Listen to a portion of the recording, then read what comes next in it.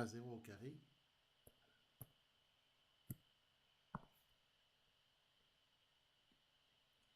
moins 2 fois 0, moins 3, et donc c'est égal à 23.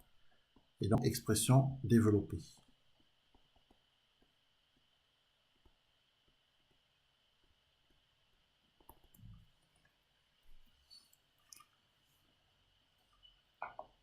Donc l'expression développée est ici bien sûr l'expression utilisée.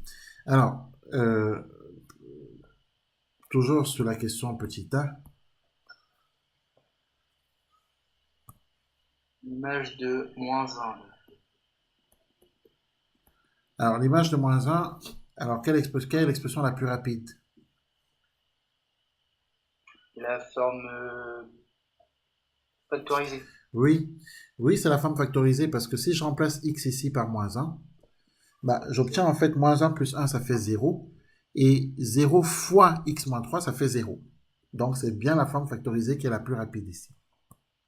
Oui. Est-ce qu'on est d'accord? Oui. Donc la forme factorisée, j'obtiens moins 1 plus 1, facteur de moins 1 moins 3. Et tout de suite, on voit que ça fait 0. Voilà, ça fait 0 immédiatement.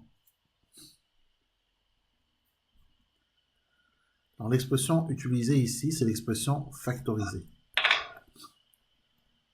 C'est la plus rapide.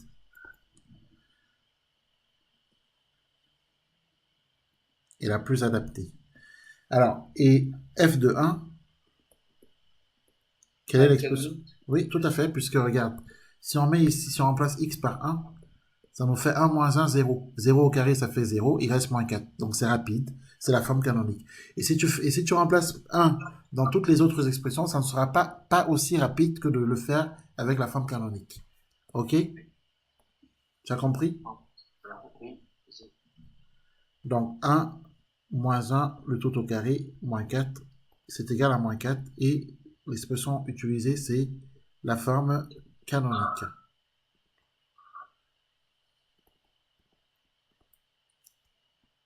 Voilà. Question petit b. Question petit b. Résoudre l'équation f de x égale 0. Quelle est l'expression de f qui est adaptée pour résoudre l'équation f de x égale 0, selon toi?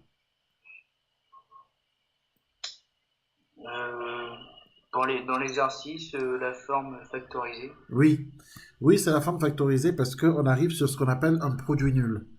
Parce qu'on obtient en fait, si je prends la forme factorisée, j'écrirai x plus 1 facteur de x moins 3 égale 0. Et ça, vous savez résoudre. Ça, c'est ce qu'on appelle un produit nul. D'accord? C'est une équation produit. Donc, du coup, une équation produit se traite de la façon suivante.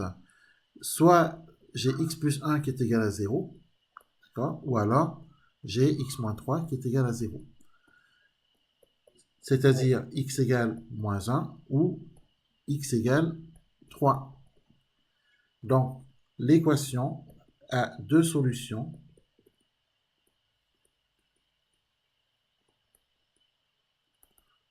Moins 1 et 3. Est-ce que ça, c'est OK?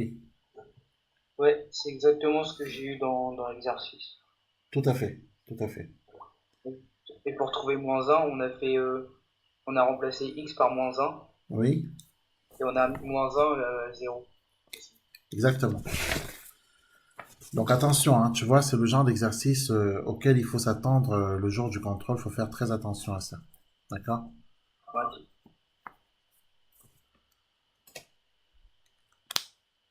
Dernière question de cet exercice et on a terminé. Déterminer le maximum ou le minimum de la fonction f. Pour quelle valeur de x est-il atteint? Déjà, je vais t'expliquer une chose. Tout ce qui est maximum et minimum, d'accord, c'est forcément la forme canonique. Ok? Ouais. Voilà, c'est forcément la forme canonique. Ça veut dire que, regarde, tu prends la forme canonique, la voici. X moins 1, le tout au carré, moins 4. D'accord? Alors, il faut savoir que quand il n'y a rien devant, c'est comme s'il y avait 1. D'accord? Mm. Quand il n'y a rien devant, c'est comme s'il y a 1.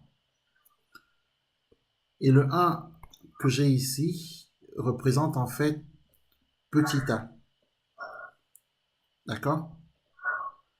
Parce que la forme canonique, c'est quoi? La forme canonique, c'est a facteur de x moins alpha au carré plus bêta. Vous avez dû faire ça. A facteur de x moins alpha, le tout au carré plus bêta. C'est ça la forme Je canonique. vais Hein? regarder. Oui, je vais regarder dans mon cours. C'est ça la forme canonique.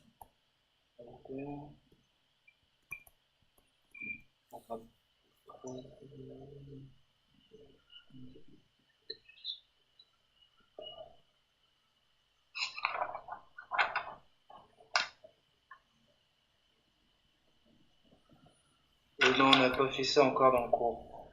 Très bien, ça va pas tarder. Donc, dans tous les cas, la forme canonique, c'est une forme, c'est cette forme-ci. D'accord? Oui. C'est cette forme-ci dans laquelle on va pouvoir repérer petit a. Je rappelle que petit a est égal à 1, puisque on n'a rien devant, ça veut dire qu'on a 1. Oui. Donc petit a, c'est 1. Alpha, c'est 1. Et puis bêta, c'est moins 4. C'est pas D'accord? moins 1? Comment? C'est moins 1, non? Non, c'est 1. Ah, on prend que le...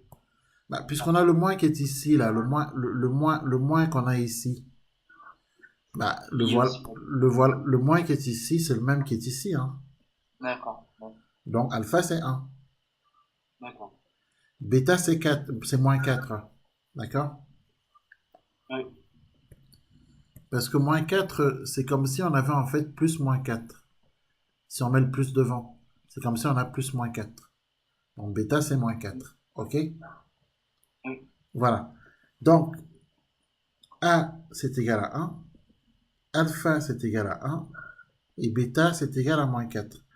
Eh bien, ces trois éléments-là vont nous permettre de répondre à la question qu'on nous a posée. Donc, il faut savoir que quand A est positif, A est égal à 1 et 1, c'est un nombre positif. D'accord? Ça veut dire que notre parabole, parce que c'est une parabole qu'on va avoir, hein, puisque Ouais. la fonction qu'on a est une fonction du second degré. Et les fonctions du second degré, ce sont des paraboles, n'est-ce pas? Bon. Ouais. Sauf que quand A est positif, ça veut dire que notre parabole a les branches en l'air. Elle est comme ça, notre parabole. D'accord? Oui. Elle a les branches en l'air.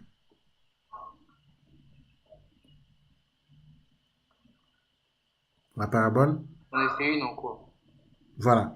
La parabole a les branches en l'air. D'accord? Courbe est symétrique par rapport à l'axe des ordonnées.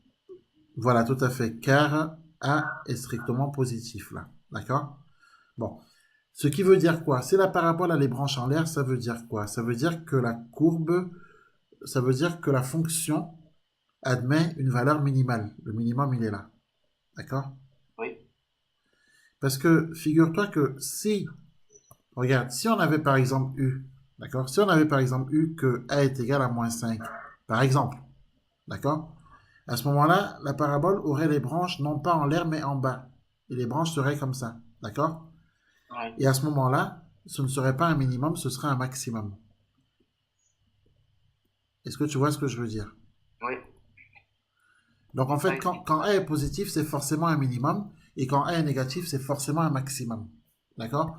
Donc ici, comme A est positif, ça sera forcément un minimum. D'accord? Et ce minimum, il est là. D'accord? C'est ce qu'on appelle ici un extrémum. Sauf que l'extrémum est un minimum. D'accord? Ouais. L'extrémum est un minimum, donc ici le minimum, c'est moins 4. D'accord? Et ce minimum est atteint pour une valeur de x, et la valeur de x pour laquelle il est atteint, la voilà. Donc, on va dire extrémum atteint. Donc, extrémum entre parenthèses, minimum au maximum, mais ici on est bien d'accord que c'est un minimum. Donc, atteint pour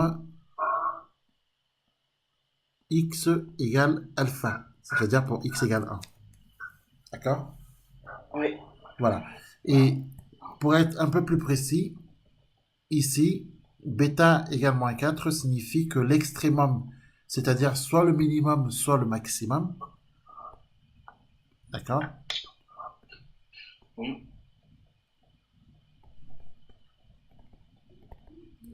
Donc minimum ou maximum Dépend de A. est moins 4. D'accord?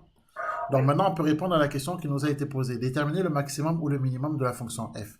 Eh bien, pour répondre à la question, bah, le minimum, puisqu'on sait que c'est un minimum, puisque A est positif, donc c'est forcément un minimum. Donc, Oui. le minimum de la fonction f est moins 4. D'accord? C'est bêta.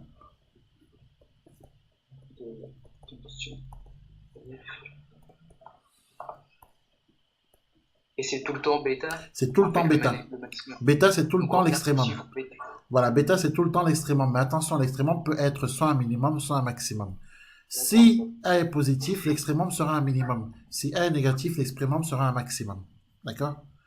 Et ici, l'extrémum est donc un minimum puisque A est positif. Donc le minimum de la fonction f ici est donc bêta, donc c'est moins 4. OK?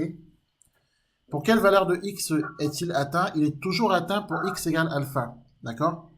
Il est toujours atteint pour x égale alpha. Donc on pourrait écrire qu'il est atteint. Il est atteint